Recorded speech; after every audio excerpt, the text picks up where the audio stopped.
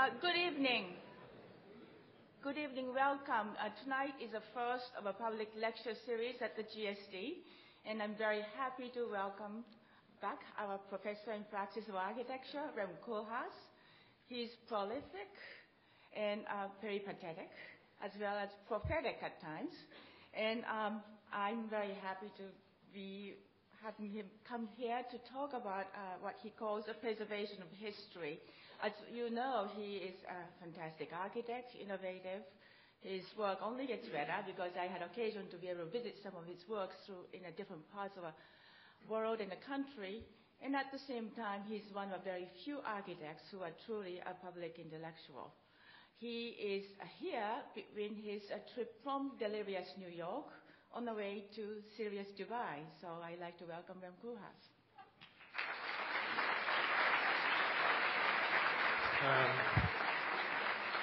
Thank you very much. I want to talk about a subject which is relatively new to me, and therefore what I'm presenting is kind of really a sketch rather than a fully fledged theory. And I will kind of go back and forth between different subjects, and the coherence, unfortunately, has to partly take place in your head rather than in my speech. In 1933, a Dutchman, Marinus van der Lubbe, put the Reichstag in Berlin on fire, and it didn't burn to the ground, but its interiors were completely gutted. And that was done in protest against the Nazi regime, so it was a political action. 60 years later, the Reichstag was wrapped in cloth by the Bulgarian artist Christo, and then kind of renewed and refreshed, or maybe a better word is upgraded, by the English architect Norman Foster. And in that sense, creating a very apolitical statement in the current Reichstag, there is no evidence of any previous damage. And in working in this way, Norman Foster created one of those typically contemporary hybrids without any theory, where somehow something was more or less preserved and semi-modernized.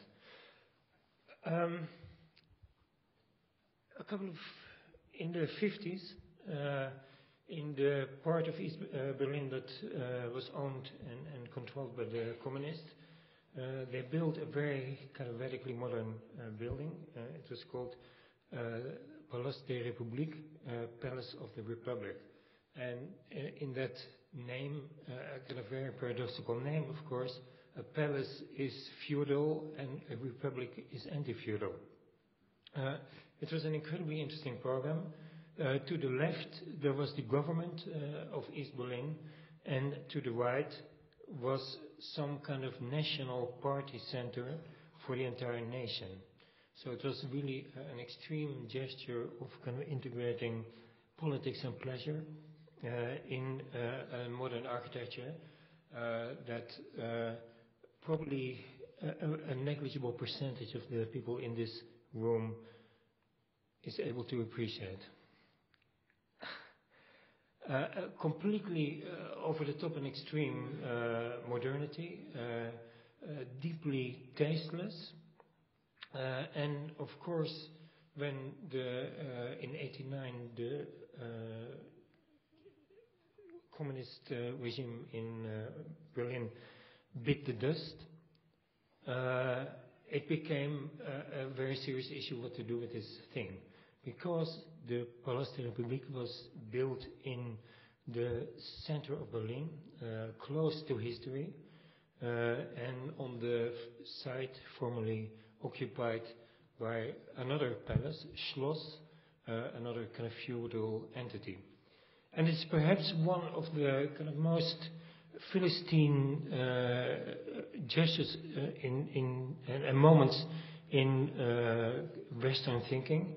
But soon after '89, it was determined that every trace of the communist presence in Berlin should be extirpated with a kind of really iconoclastic violence. And therefore, the first to go was Palast der Republik, even to the point that discussions were launched to reconstruct a piece of history on the site that it had previously occupied.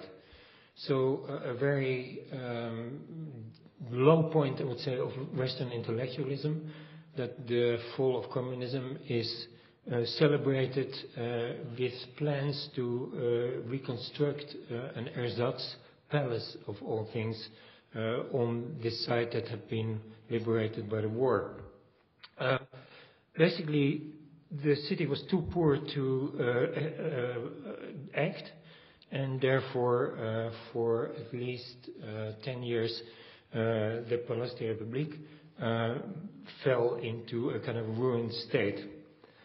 But in order to make sure that the palace would eventually disappear, there was supposedly an overdose of asbestos that had been removed, so that nothing of its previous kind of interior splendor was kept, but instead created a very stark space, almost an utopia, you could say, where simply the mere skeletal remains of this political pleasure dome or slab or cube were left. Now, interestingly enough, it was only at this moment that the well-thinking part of Berlin began to consider the fate of the Palast der Republik, and therefore began to make plans to perhaps stop the kind of destruction of the Palast der Republik. And in a kind of long number of interactions that I personally had with the groups that were working on maintaining the palace, my critique on this effort was that I would have respected them and admired them if they had wanted to keep the palace as it was, and that the idea to keep the palace after it was essentially stripped and all its iconography had been removed was actually another very hybrid and dubious effort, too late, but also simply alarming in the sense that the palace could only be saved at the moment that it seemed actually in good taste, and all the signs of bad taste were removed. So, but the action was kind of partly successful, and so for a while, design replaced politics, as it is doing everywhere on a global scale, and everyone was happy with this kind of provisional occupation of the palace. So that's another second vignette. The city of Dresden in former East Germany was perhaps, and this is a map of Germany, and in black you see the percentages with which all cities were destroyed by the West, our friends. And this is how Dresden looked. And Dresden kind of raises an interesting issue, perhaps it's a kind of general issue, that the more a city is destroyed, the more it can be kind of rebuilt to be preserved and to offer culture and history. In other words, the more destroyed, the more susceptible it is to become preserved. Here you see the map, the black, the entire center of Dresden was erased, but quickly kind of rebuilt, left the previous situation, and then kind of rebuilding situation, initially, because it was East Berlin, in a kind of more or less modern style, but soon entire disappeared kind of architectures were resurrected through the handwork of the East German laborers. And this kind of resurrection is so pervasive that the entire center is now a kind of treasure trove of Dresden's history, completely reconstructed by laborers, this time no longer East German laborers, but kind of Western laborers that have restored the whole thing in a situation fit to be inspected by politicians, which perhaps is one of the key forms of fitness today. This is the third vignette. The fourth vignette is that I did a house in Bordeaux in the 90s, and the house was designed around a handicapped owner, and it was designed to eliminate the traces of handicap, or rather to exploit, not to compensate for his handicap, but to exploit his remaining abilities. And it was centered on a moving platform and a room-sized elevator that moved through the 3 levels of the house. And as it locked into every floor, all the evidence of the handicap would disappear. It was a very dubious enterprise in a certain way, because it is not wise to build an entire architecture on a kind of single hypothesis, and to do it in such a way that without the fragile owner, its reason for being becomes highly dubious or fragile. And of course, the man was very weak. He survived barely a terrible accident. And so, although he lived with pleasure in the house and it enabled him to live in his weak state, life moved on, the world changed, the family changed, the man died, and the architect changed, kind of from, in a way, being a simple architect to increasingly involved in kind of post-architectural adventure. However, the house, at the exact moment that everyone and everybody had changed, and the owner fatally, the house was declared a monument. And in that kind of monument, we were all, in a way, stopped in our tracks, because the paradox was, of course, now that at the very moment that the house had to be kind of reimagined, and that its reason to exist was completely questioned, at that very moment the French state intervened and in a way stopped us in our tracks. The normal kind of typical situation, it was actually considered an honor, and all the elements that needed to be preserved were kind of inventorized in order to maintain the house authenticity. So, ironically, in order to negotiate the next phase of the owner's life and also of the architect's life, we could not touch our house anymore, and therefore worked kind of simply with perhaps superficial, but on the other hand, the conditions in the house rather than the house itself.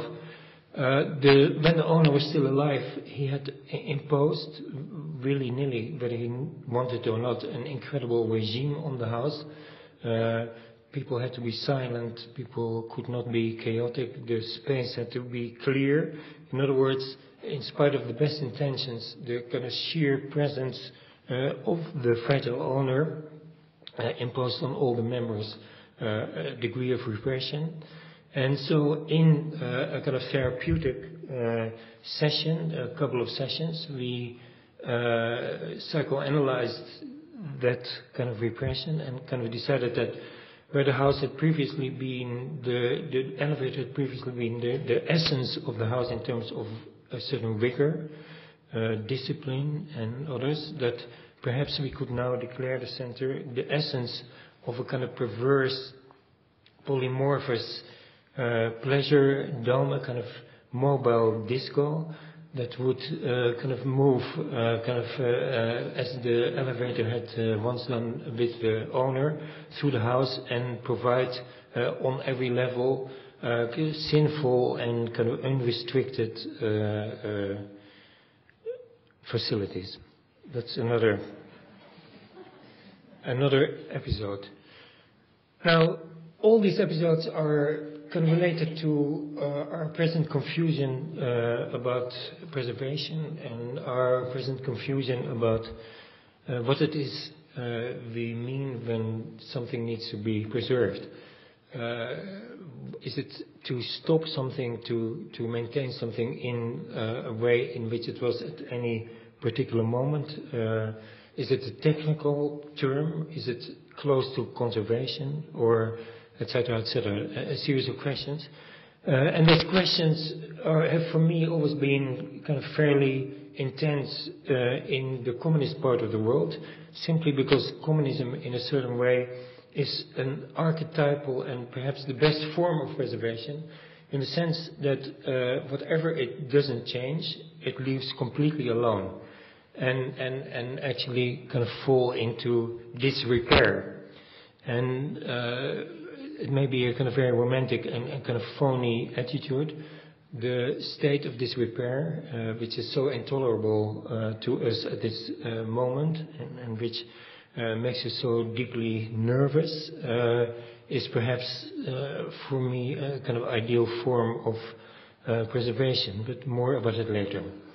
So when we were kind of working on CCTV, we of course realized that Beijing was the epicenter of a very radical transformation, and that in the transformation a lot of the kind of urban substance of China and particularly of Beijing was swept away, and it was very clear that the not communist part of the world used that destructiveness as a kind of political issue and accused Beijing to engineer the transformation that most of these nations had behind them 100 or 200 years ago. So suddenly the metropolitan modernization that is almost everywhere a given became deeply controversial. The Chinese had reacted to that with intelligence and had begun to kind of document their center and the kind of physical substance of the center in superb atlases, and had begun to make kind of plans for preservation like everybody else. And what we discovered when we kind of looked at what was being kind of preserved is that, like in the West, the essence of preservation is always kind of far behind us. It is mostly and usually based on beauty. It is usually centered on significance, significant buildings, and it is usually based on monuments. So you get a kind of paradoxical situation that on the right you see the little substance that is preserved from the past, even of course though we produce currently vastly more substance than Beijing produced in its past. Although the present obviously produces much more substance than Beijing produced in the past, still the obsession is with the past. And in so doing, the same story of perhaps Place de la République, or the same story even of the Reichstag, the elimination of issues and of substance that may perhaps not have a formal kind of relevance, but if not a formal relevance, certainly has a political relevance or historical relevance or a sociological relevance. In other words, a non-architectural relevance is moot. For instance, in the 50s, Russian engineers and also German engineers had a kind of huge influence on the kind of Maoist architecture of Beijing, a first effort and transformation, and simply in the entire world of Beijing, but also not anywhere else, anyone would ever have a good word for that kind of architecture or that kind of substance, even though, of course, historically it represented an essential moment and step. In the same way, Beijing is a political theater, as everybody knows, both in the good and the dramatic sense of the word. And those kind of political spaces that form the essence of Beijing are also completely invisible on the radar of the current interpretation of preservation. It's always objects and almost never open space or unbuilt space.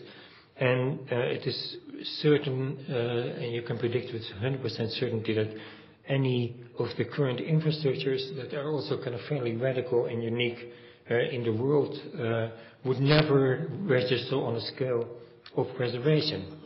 And finally, I think what is incredibly both touching and bewildering is that the substance of Beijing that you really would want to preserve is Chinese life, or life in hutongs, but that is almost entirely independent of physical substance. And if you look in this picture, probably the little wall on the left is built in the 60s. The kind of little bamboo kind of situation is perhaps an improvisation of the 70s. Some of the furniture dates from the 80s. And that entire milieu is what Beijing, what is essential about Beijing, but none of these entities are remotely conservable, maintainable, and therefore it seems as if this kind of life is doomed.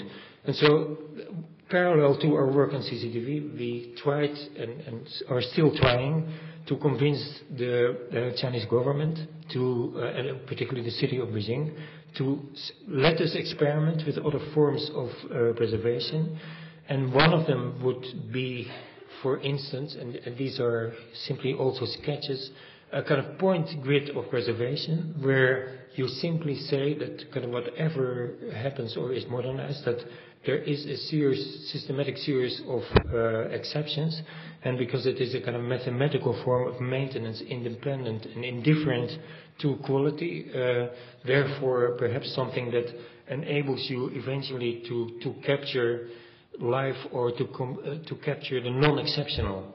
And the same would of course be true if you ever could organize a kind of wedge shape preservation that acts as a wedge of authenticity in a world of transformation. And we could also imagine a kind of barcode experimental, almost statistical form of preservation, kind of independent of quality. Anyway, being so involved in preservation, we began, and some of this work has been done kind of with Harvard thesis student, we began to look at the history of preservation.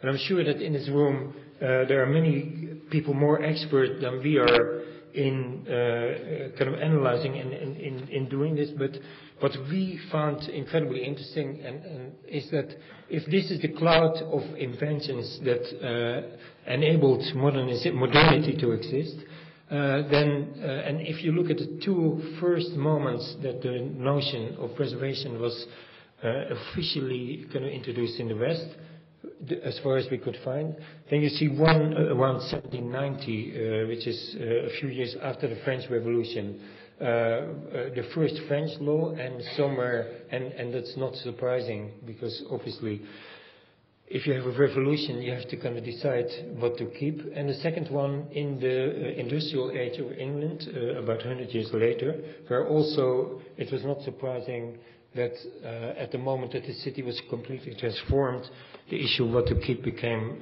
acute. But what this diagram for me also kind of suggested is that perhaps it is time, or perhaps it is possible, to undo this constant opposition between development and preservation, and to read the development and preservation as being part of a single kind of repertoire of modernity, in which the opposition is undone and simply integrated in the whole development. We also looked at what is being preserved, and of course it starts from kind of ancient monuments, then kind of religious things, and kind of if you look at what we preserve today, we basically preserve everything from concentration camps to casinos. If you look at the scale of preservation, the scale becomes increasingly kind of colossal and huge. And we'll talk about it later also in one particular case. There's even a kind of plan to preserve sections of the moon.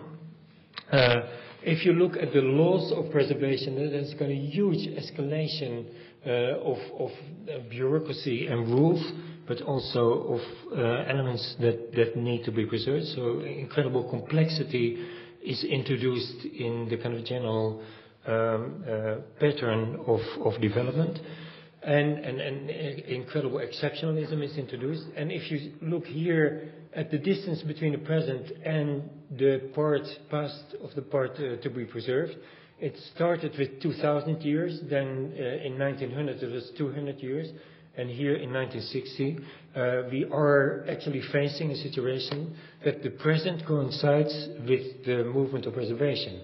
And the house in Bordeaux was perhaps the kind of first example of that, but there are more. And what that means is kind of an incredibly exciting moment, perhaps, or maybe a kind of really terrifying moment, where at the moment of construction you have to decide whether you construct something for the past or for the future, or whether you construct something that is destined to disappear. Or another way of saying it would be that from being retroactive or retrospective, preservation becomes prospective. And that would need an entire new department in the school to study in terms of its implications. Now, the scale of preservation, these are kind of simply extracts from UNESCO's kind of arguments for preservation, or let's say the global community's argument for preservation. And what you see in there is that preservation becomes from a kind of fairly maybe art historical, based on history and art history, it becomes increasingly a kind of political service. You get a kind of sense that preservation is now, and heritage, preservation moves into heritage, and the word of heritage is a kind of very politically correct word, where somehow the history to be preserved is distributed over the entire world, and therefore becomes a kind of highly and perhaps dominantly political issue. What in all this discussion is perhaps the great unstated schizophrenia is the potential conflict or the constant oscillation between two ideas of preservation. One, preservation as leaving things alone, and the other one, preservation as kind of restoring things to some ideal state, and what the ideal is differs greatly, of course. Viollet-le-Duc in France was an example of the kind of restored preservation, which we now can only read as a kind of ultimate falsification, but as such perhaps worth to preserve. So you have to kind of now create kind of double levels of meaning, and Piranesi or Rome remain perhaps the most impressive moment of preservation, in the sense that of course there was no preservation, there were simply ruins, and for a long time the idea of inhabiting ruins for at least 200 years, inhabiting ruins as a natural condition or as a plausible condition, without any need to articulate the status of the ruins or of the new, presented a very powerful moment, but that has inevitably receded. Now, preservation, we are working in kind of preservation, sometimes, as in Bordeaux, involuntarily, accidentally, and sometimes deliberately. This is a graph. The mountain range is the kind of Wall Street stock market. And what you see in this graph is that kind of almost every museum worthy of the name has expanded its kind of facilities in direct proportion to the behavior of Wall Street.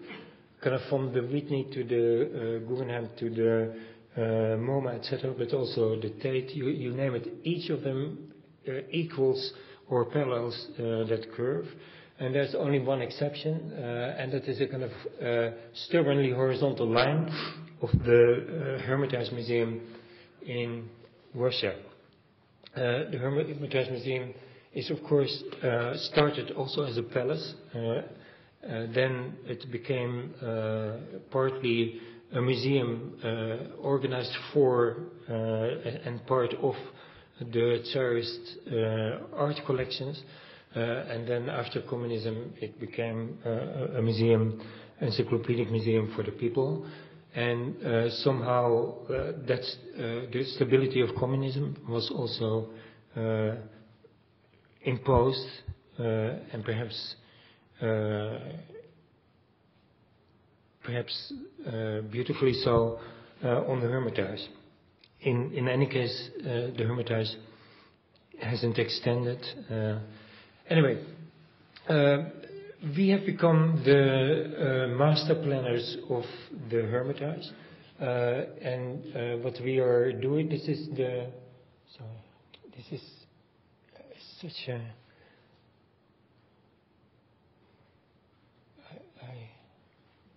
It looks like a Philip Stark, like a horn. There's somebody have. It's really ridiculous. Thank you.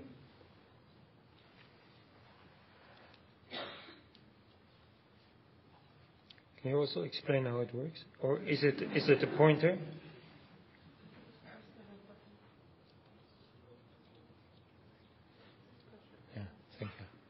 Okay, very good. So the Hermitage, this is the Hermitage now, and basically an existing building is supposed to become part of this entire complex, which has then a kind of very large kind of impact on the entire situation, because here it's still a cluster of buildings, but with this third building as part of it, it kind of somehow also includes open space, and that is why the notion of master planner is perhaps appropriate. Our task is this is the existing stock of rooms, 1,200 rooms. Our task is to add 800 rooms to the 1,200, so that the Hermitage will have a total of 2,000 rooms. And we started simply by kind of looking at the current conditions. This is a typical image of the Hermitage. You see the city, and this is, of course, a very critical landscape and historical point, plaza, where the Russian Revolution broke out. You see that the building is kind of fairly neglected and dilapidated. The paint is, there's no air conditioning.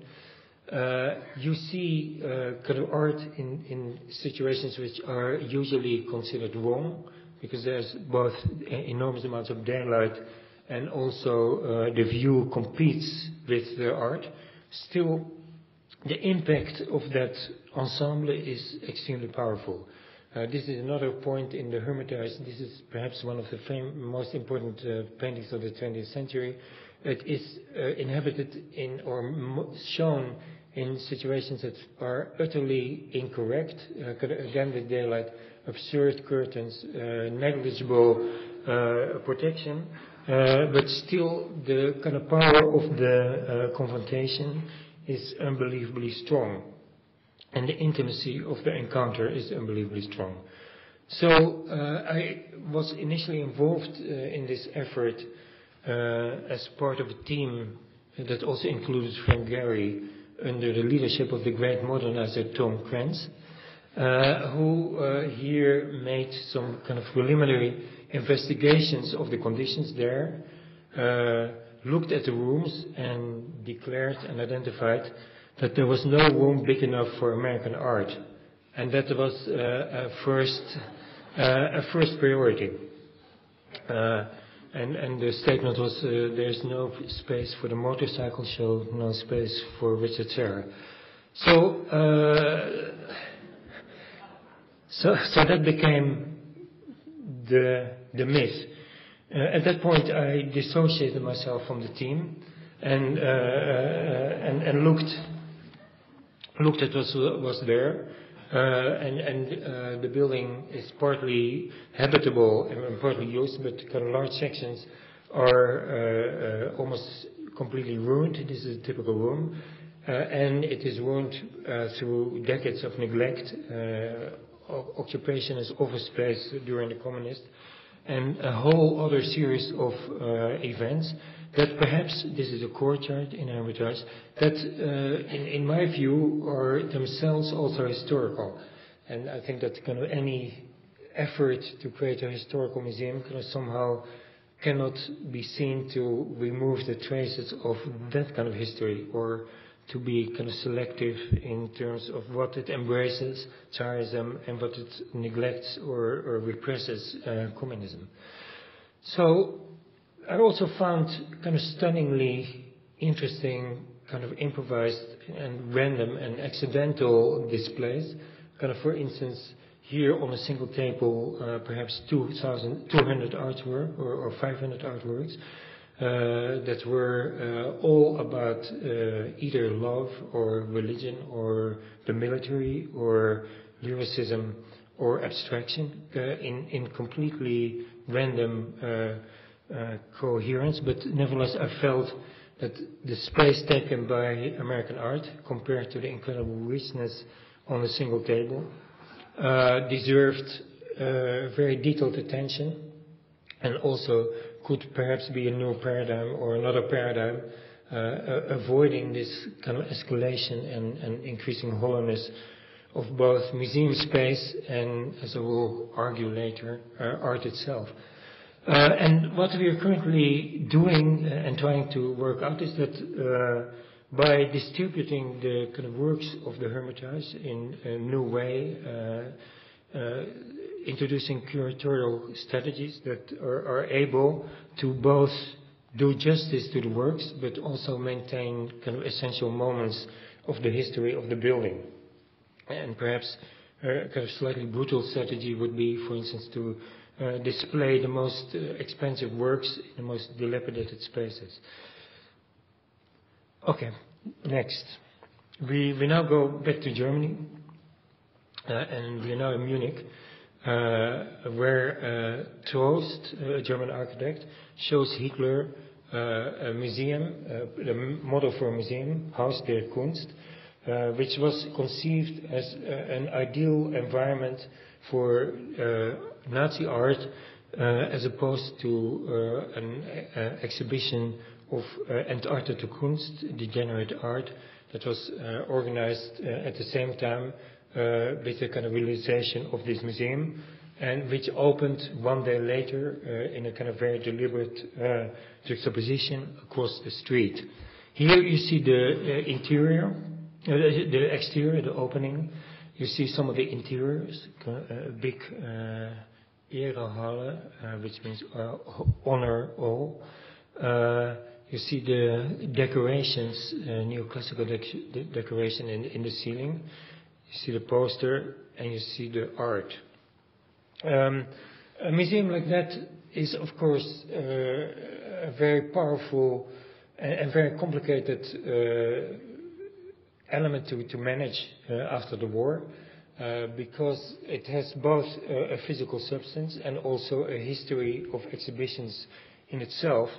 Of course, the issue is whether, first of all, to maintain a museum or not, to maintain its function or not, and once you maintain its function, how to overcome or expurgate the kind of presence of this reactionary Nazi art. And there is a kind of series of very touching images where this effort is made by creating kind of silk interiors in the 50s that somehow remove Nazi paraphernalia and the typical 50s and 60s kind of modular exhibition systems that are in their kind of frivolous modernity or innocent modernity supposed to be a kind of perfect counterpart, were supposed to be a perfect counterpart to exercise the Nazi past and make a new beginning. Now, we are again 40 years later, or maybe 50 years, and those kind of harmless gestures are not enough anymore. The Haus der Kunst is now one of the kind of most active and creative and, of course, controversial institutions in Berlin. And its present director, Chris Derkon, manipulates in a very clever way and very postmodern way, perhaps, the aura of the Nazis, this kind of ultimately still forbidden condition in organizing kind of outrageous show. And this is how Haus der Kunst looked with the Paul McCarthy show, kind of huge invasions of frantic art. And the irony, of course, is that while ostensibly kind of widening and creating a kind of unbridgeable difference between the Nazi past and the present, in fact, the presence and the difference is not so small. This is Nazi art and this is Paul McCarthy art. This is Nazi art and this is Paul McCarthy art. Ironically, quite close. But in the meantime, as these kind of conceptual manipulations are taking place, the building is falling apart, and therefore, beyond the question of whether the building maintaining the building, there is now the kind of technical question how it should, if and how it should be kind of maintained and reconstructed, and if so, what. And this is a kind of project that Hester van Dumont and we are beginning to do, and which would be kind of also part of a kind of research in what does preservation mean. Is it preserving beautiful kind of systems of a museum like this, which were simultaneous a kind of modernity that was totally compatible with Nazi aesthetic, or is it kind of secret world of modernity kind of underlying the Nazi aesthetic?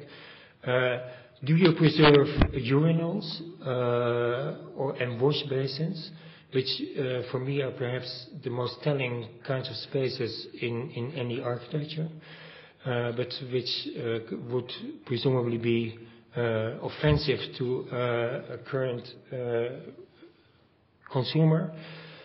And here you see how the furniture is not being preserved, but kind of stored in huge quantities. And would preservation of the building, for instance, also mean a kind of investigation of what this kind of furniture means and does? Or does it deserve this kind of limbo between existence and destruction? And ultimately, for instance, this is a doorknob that fell off. It may be a doorknob that Hitler touched, and would that be then a doorknob to destroy or a doorknob to preserve? Here you see the floor. The floor is severely damaged. Is the damage beautiful or significant? Should it be conserved or should it be kind of upgraded or removed? And there is in Italy an entirely kind of interesting new kind of ideology that actually tries to preserve the wreckage of buildings in a way that it will never change. So it's a kind of fixation of that. I mentioned that I would kind of come back to Dresden in this kind of highly political way in which preservation now takes place, and preservation is turned into heritage. The entire reconstructed city of Dresden has been declared one of UNESCO's heritage sites. So it's an incredible success. From a completely flat city, a totally black area, it is now one of the centers of history that can be shared by the world. There's a kind of hilarious description. It is called the property, for reasons I don't really understand. Dresden Elbe Valley, and the cultural landscape of this Elbe Valley extends along 18 kilometers along. So the success has been so kind of triumphant. Oh, here it is. has been so triumphant that the city and its surrounding landscape are a heritage site. So here you see the authenticity is 0, but the heritage is maximum, and creating this extremely kind of aggressive form of isolation. All of this is, and this is how kind of beautiful it is. This is how romantic it is. But now the entire status of the entire site is kind of jeopardized by a new bridge. This is the bridge. It's hideous. It's also kind of represented in a hideous way. The Photoshop doesn't do it a lot of good. But simply because this bridge is about to be built in a section, the status of heritage site is about to be revoked to the entire city of Dresden, and with it a considerable part of its kind of potential income and life, even, ironically, life in the heritage environment. You can only dread what an acceptable bridge would look like. Maybe that could be a kind of interesting studio in the Kennedy School.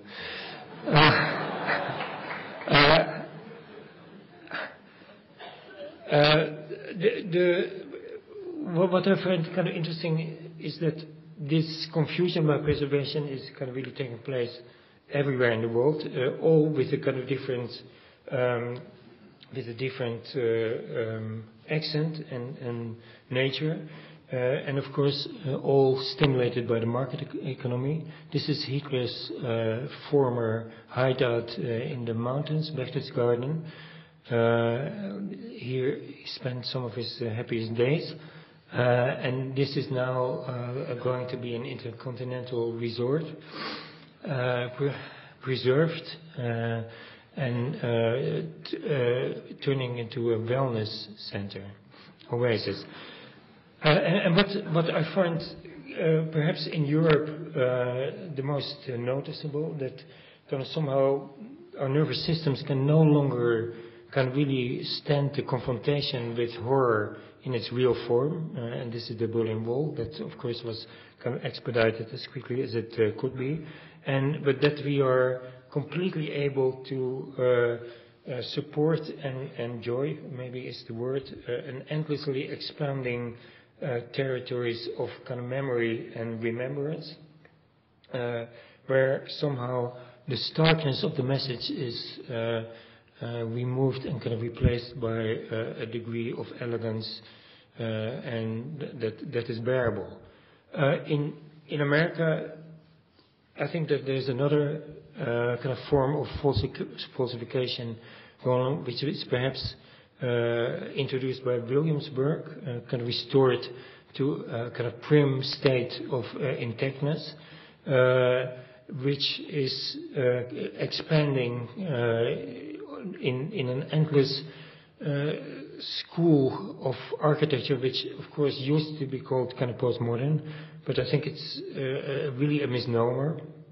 I think it's a kind of faux preservation kind of identity, basically a kind of historical architecture that is supposed to compensate for our insatiable need for history and dignity. The magazine preservation is kind of very eloquent in that sense. Leverhouse is the same, only better, 20 years later. And there are very subtle differences kind of in its authenticity that are very worth kind of remembering or noting. And one Main Street, the staying power of an American downtown, is also kind of proclaimed, although we all know that the kind of American Main Street and its liveliness are largely based on kind of completely fictional kind of reconstructions that all are staying within a single kind of slightly bloated, slightly purple palette of faux brick and decent colors of dark green, with a public space that invariably contains palms. And perhaps it's kind of really the section that you see here, which is the kind of perhaps the current condition of preservation. Increasingly reinforced by rules that in themselves kind of basically argue that the difference between new and old should be minimized to the point of the barely perceptible, and that similarity is the only way to pay respect. And therefore we get these kind of zones of a kind of preemptive mediocrity that kind of surround the little authenticity that is left with kind of rings and rings of quasi substance that increasingly makes it kind of moroseness of the city as a kind of pervasive state. Now, there's low-brow preservation in America and Europe, of course, but also highbrow preservation and ambiguity in America. We were at some point, believe it or not, invited to look at Harvard's future in terms of planning, and made an analysis of its kind of existence in the city, and noticed what we kind of realized and later called not so much the demilitarized zone, but the demoralized zone, where out of sheer fear of offending any of the neighbors, Harvard was kind of adopting a style of architecture that, you know, to put it politely, was a kind of preemptive squeamishness, uncontroversial, quasi-historical style that in many cases only kind of realized a fraction of the substance allowed by zoning, all in the name of inoffensiveness, and with ultimately pretty noticeable results for the general atmosphere of the campus and its extensions.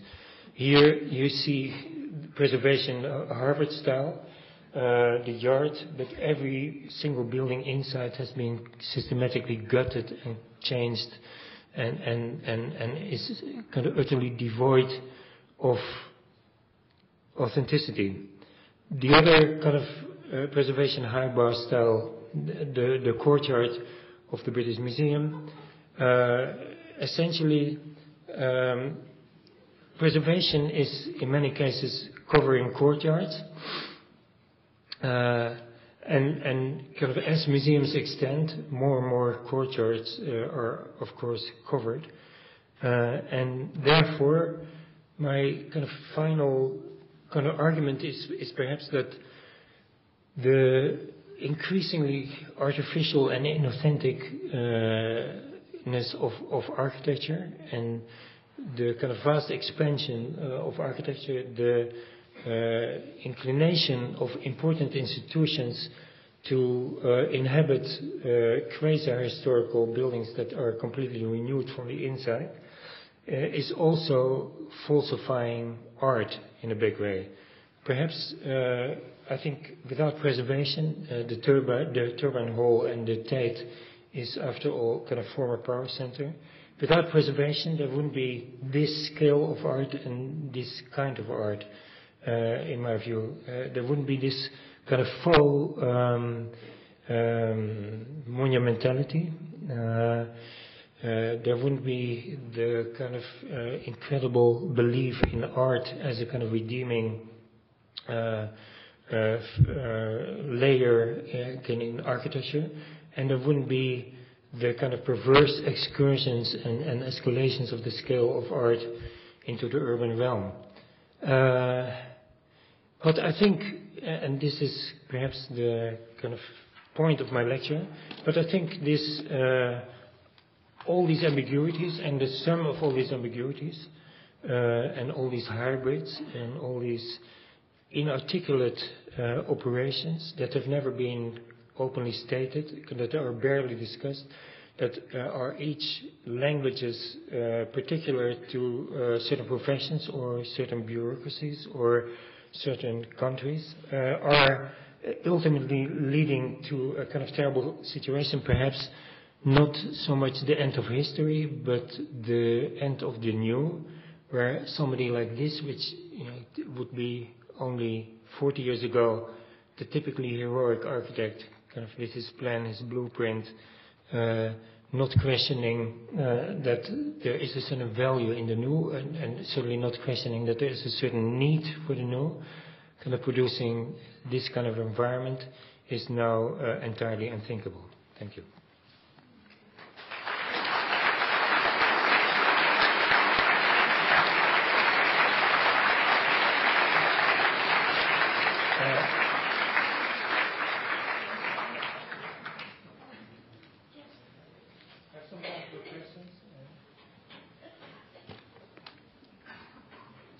And maybe I should say that if I return to the school, then this subject and the elucidation of this cluster of confusion would be one of my main ambitions.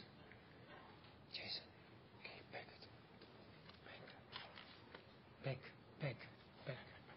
Any questions? Yeah. It seems like you're making interesting distinction between the idea of history, which is contentious and one struggles over, and the idea of heritage as something which consolidates history into a agreed-upon story. Yeah. Well, as I said, it's kind of really a sketch, and what I've tried to do is to kind of describe in a kind of way which is kind of relatively incoherent all the different compartments or kind of territories of confusion, and that although there is no connection, ultimately create a kind of situation where very little is certain at this point, particularly as it relates to anything that exists in architecture.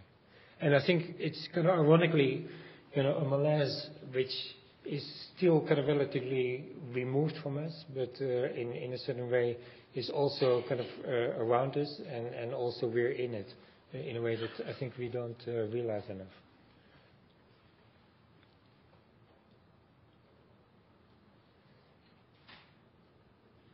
Yeah. You spoke in a very interesting way about the inauthentic nature of so much preservation. Is one of the objectives of the exercise to find a way to authentic preservation? Well, what I'm kind of basically suggesting is that authenticity is in any case a kind of something that is not very compatible with change, and of course anyone who is a preservationist changes, and anyone who is an architect also changes. So I know that it's a kind of entirely utopian idea that preservation can be or authenticity can be maintained or even increased. Nevertheless, I believe that there are kind of ways of being more intelligent and kind of informed about it than we are now, when we are really groping, as if we are underwater in a way. And where particularly the kind of the issues of the economy, politics, art, value, ideology are so intertwined, and market are kind of intertwined in a way which really needs to be kind of dismantled before it can be put together again. Any other question? One more question? Okay, thank you very much.